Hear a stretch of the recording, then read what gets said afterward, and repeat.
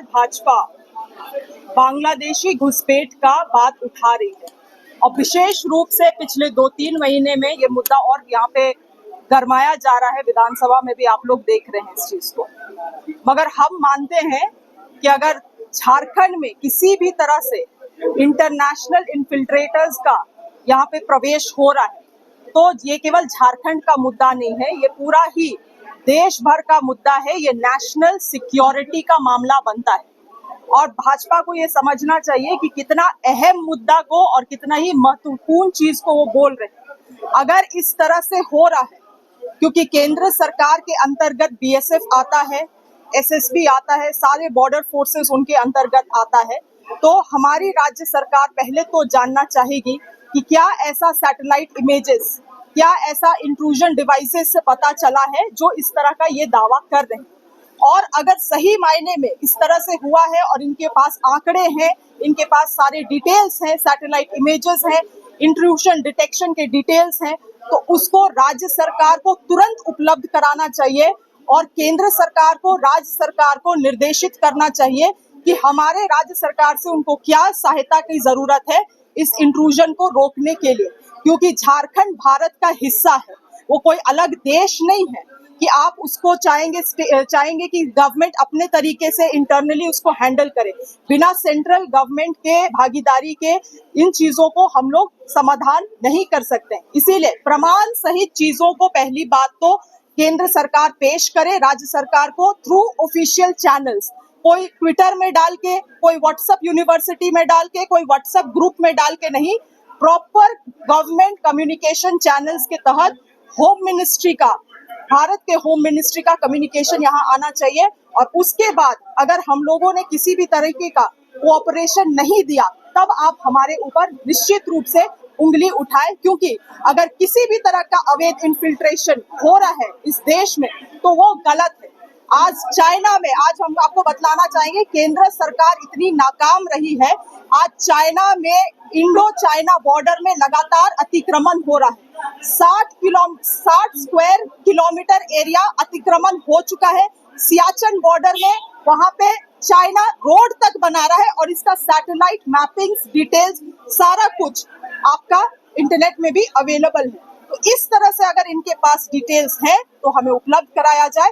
हम लोग उसके अगेंस्ट काम करने के लिए भी तैयार हैं, क्योंकि देखिए इनके भाषा में भी, इनके बयान में भी बहुत विरोधाभास है।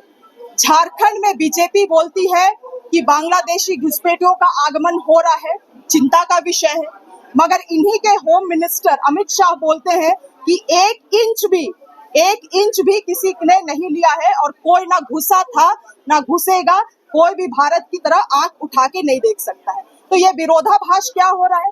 आप अपने ही केंद्र मंत्री का बयान को यहाँ पे इस तरह से खारिज कर रहे हैं। अगर आप बोलते हैं तो क्योंकि ये नेशनल सिक्योरिटी का मामला बनता है, तो हम तर्क पूर्वक इन चीजों में बहस करना चाहते हैं बीजेपी के लोगों से, क्योंकि ये कोई छोटा मोटा पॉलिटिकल गिमिक, ये पॉलिटिकल मुद्दा नहीं होना चाहिए। अगर आप नेशनल सिक्योरिटी के बारे में बात कर रहे हैं तो ये बहुत बड़ा मुद्दा बनता है और इसमें निश्चित रूप से काम होना चाहिए, मगर बिना केंद्र सरकार के सहयोग का राज्य सरकार कुछ नहीं कर सकता है, क्योंकि बॉर्डर सिक्योरिटी फोर्सेस यूनियन में ही केंद्र सरकार के दायरे में आता है।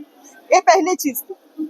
दूसरी बात, डेमोग्राफी चेंज और बांग्लादेशी घुसपैठियों दोनों अलग अलग मामले हैं। मेरे हाल के दिनों में जो बयान मैंने दिया है उसको लगातार न्यूज मीडिया में तोड़ मरोड़ के परोसा गया और उसमें भी राजनीति करने की कोशिश की गई। मेरा उस 2 मिनट के इंटरव्यू में मैंने कहीं पे भी किसी घुसपैठिया शब्द का भी प्रयोग नहीं किया है और ना ही किसी की तुलना किसी और के साथ किया है। मैं आज भी अपने बयान में अडिग हूँ कि झारखंड में, पूरे झारखंड में डेमोग्राफी चेंज हुआ है और विशेष रूप से हम रांची कैपिटल से, रांची राजधानी से उस चर्चा का, बहस का शुरुआत करना चाहते हैं कि किस तरह से यहाँ पे रांची का पॉपुलेशन क्या हुआ करता था और लगातार बाहरी से लोगों का, बाहर राज्य से लोगों का जो आवागमन हुआ है और यहाँ के लोग जो यहाँ, क्योंकि ये 5वीं अनुसूची राज है, CNT SPT कानून है, तब भी यहाँ पे सभी कानून को ताक में रखते हुए आदिवासियों का जमीन लूटा गया है, बड़े बड़े मॉल्स बनाए गए हैं, बड़े बड़े अपार्टमेंट्स खड़ा किए गए हैं। और आज जिसमें वो जो लोग बाहर से आके उस अपार्टमेंट्स में रह रहे हैं या यहाँ पे बसे हैं आदिवासियों की जमीन को खरीद के, उनको 1985 के गैजेट नोटिफिकेशन लागू करते हुए रघुवर दास की सरकार ने उन सभी को स्थानीय निवासी घोषित करने का काम किया। अब मैं ये सोच रही थी कि भाजपा को तो मेरे बयान से दर्द हो रहा है पेट में, और निश्चित रूप से होना भी चाहिए, क्योंकि उन्हीं की सरकार थी जब रघुवर दास को उन्होंने मुख्यमंत्री बनाया था। एक गैर आदिवासी को, यहाँ का गैर झारखंडी को यहाँ पे मुख्यमंत्री बनाने का काम किया था। मगर कुछ ऐसे लोगों को भी पेट में दर्द होने लगा मेरे बयान से, तो ये साफ जाहिर हो रहा था कि वो वैसे लोग हैं जो यहाँ पे दो वोटर आईडी कार्ड बना के रहते हैं, यहाँ पे भी वोट देते हैं, झारखंड में बाहर राज्य जाते हैं वहां पे भी वोट देते हैं। वो लोग हैं जो दो राशन कार्ड बना के रह रहे हैं, यहाँ पे भी राशन लेते हैं, उनका परिवार वहां दूसरे राज्य में भी राशन लेता है। तो क्या ये चिंता का विषय नहीं है कि झारखंड जिनके लिए बनाया गया वो लोग कहाँ जाएंगे, उनका अधिकार कहाँ जाएगा? और इसीलिए वैसे लोगों के पेट में दर्द हुआ है जिन्हें दोहरा लाभ या 3 लाभ अलग अलग राज्यों से लेने का काम कर रहे हैं। क्योंकि अगर जो झारखंड में है, क्योंकि बहुत लोग ये भी बोल रहे थे कि बिहार अलग हुआ, झारखंड अलग हुआ बिहार से 2000 में, निश्चित रूप से बिहार से अलग हुआ। तो जब बिहार से झारखंड अलग हुआ तो आप और हम कौन हुए? नो मोर अ बिहारी, हम लोग तो झारखंडी हुए। तो जब अब हम बोल रहे हैं कि लोग बिहार से आके यहाँ के आदिवासी मूलवासियों का राज्य का अतिक्रमण कर रहे हैं, तो यहाँ पे कौन लोग हैं जिनके पेट में दर्द हो रहा है?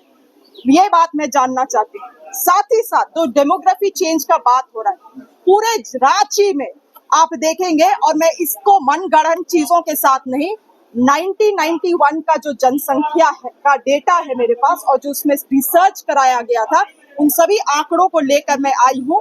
और यहाँ पे साफ आप देखेंगे कि झारखंड के आदिवासी जनसंख्या 1900 में 65% था और 1991 के जनगणना में वो घट के 27% हो गया। और इस रिसर्च के अनुसार अगर आप जाइएगा तो यहाँ पे ये भी कहता है कि जिन जिन प्रखंडों में गिरावट हुई है वो प्रखंड अधिकतर बिहार से सटे हुए प्रखंड है, और साथ ही साथ वहाँ पे कोयला माइनिंग का काम होता है। और यहाँ इस रिसर्च में ये साफ लिखा गया है कि झारखंड क्षेत्र में आदिवासियों की घटती हुई प्रतिशत का कारण बाहरी लोगों का आना है, यहाँ से आदिवासियों का पलायन है और जनगणना में हेराफेरी है।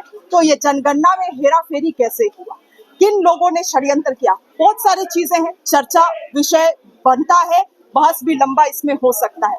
इसीलिए आखिरी बात जो आज मैंने विधानसभा में उठाया मामला कि महिलाओं पे, आदिवासी महिलाओं की छवि को ये लोग धूमिल करने का काम कर रहे हैं कि जिस तरह से अगर बांग्लादेशी घुसपैठी झारखंड में आए हैं, आदिवासी महिलाओं से शादी किए हैं, उनके साथ दुर्व्यवहार कर रहे हैं, बच्चा पैदा करके उनको छोड़ दे रहे हैं, फिर से किसी और से शादी कर रहे हैं, तो निश्चित रूप से आप ऐसे मामलों के सामने लाए, हम लोग उस पर कार्रवाई करेंगे। मगर आप पूरे देश भर में क्या आदिवासी महिलाओं का छवि गढ़ने का काम कर रहे हैं? आज देश भर में यही मैसेज जा रहा है कि अरे आदिवासी महिला सो इजी, सो चीप, आपको झारखंड में जमीन चाहिए, आप झारखंड में जाइए, आदिवासी महिलाओं से शादी करिए, उनका जमीन आपको इजिली मिल जाएगा। यही नैरेटिव ये सेट कर रहे हैं। हम सभी आदिवासी महिला इससे आहत है, और इस तरह से जनरलाइजेशन ना किया जाए। हम लोग बहुत विपरीत परिस्थिति में समाज से, चीजों से लड़के इतना दूर पढ़ लिख के पहुंचते हैं, और इस तरह से आदिवासी महिलाओं का छवि को धूमिल करना, पूरे देश भर में एक इमेज उनका गढ़ने का काम करना कि tribal women are so easy going, is just disrespective. इसीलिए मैं ये कहूंगी कि भाजपा को इन चीजों के लिए भी इसी सदन में, क्योंकि इसी सदन में ये बात उठाया, इसी सदन में उनको माफी मांगना चाहिए आदिवासी महिलाओं से। और दूसरी और आखिरी बात यही बोल के खत्म करेंगे, इतने लंबे तक इनका सरकार था, इन्होंने क्या किया आदिवासियों के लिए, इन्होंने क्या किया घुसपैठियों को रोकने के लिए, उसका भी डिटेल्स ये उपलब्ध कराए। धन्यवाद। काफी गंभीर सवाल